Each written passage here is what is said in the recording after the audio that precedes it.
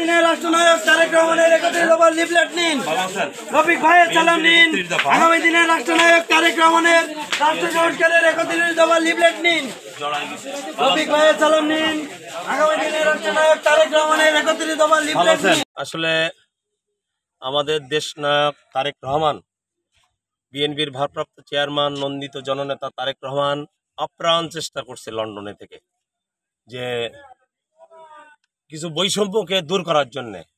এনাকে এখান থেকে কিছু মিস ইনফরমেশন যাচ্ছে, লোকালের লোক কিছু প্রোপাগান্ডা চালিয়ে দলের নামে দলকে ক্ষতিগ্রস্ত করছে। এইটা বাস্তব লিফলেট দেওয়া, ওনার বার্তাটা পৌঁছায় দেওয়া উনি বারবার চেষ্টা করছে।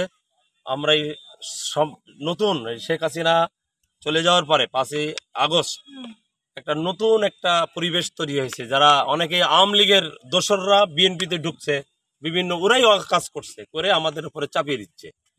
আমরা গ্রামগঞ্জে ঘুরছি যেন ওরা এই কাজটা না করতে পারে, আমাদের দেখে ওরা যেন না করতে পারে, কাজেই আমাদেরকে গ্রামগঞ্জে পাহারা মতো দিতে হচ্ছে মানুষরা যেন নিরাপত্তা পায়, আমাদের দিকে আস্থা পায়, যারা দুষ্কৃতিকারী তারা যেন পালিয়ে যায় আমাদের দিকে। সেই জন্য আমাদের এই গ্রামগঞ্জে সব জায়গায় 31 দফার মাধ্যমে আমরা অবস্থান করছি এবং রাষ্ট্রনায়ক আগামীর যে রাষ্ট্রনায়ক হবেন সে যদি বিএনপি আর কে জনগণ ভোট দেয় তাহলে কিভাবে দেশ পরিচালনা করবে আমাদের ভারপ্রাপ্ত চেয়ারম্যান, সেই দেশ পরিচালনার যে 31 দফা এটাকে জনগণকে বুঝান লিফলেটের মাধ্যমে আমরা জানাতে চাচ্ছি।